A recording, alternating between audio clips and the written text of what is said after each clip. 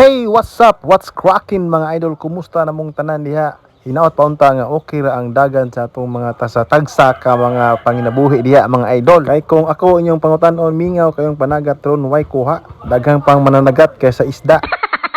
Bitaw padayon lang ta mga idol, dita pada paanod lang ta ha. Unya karon atong paghisgutan kini atong project karon mga idol.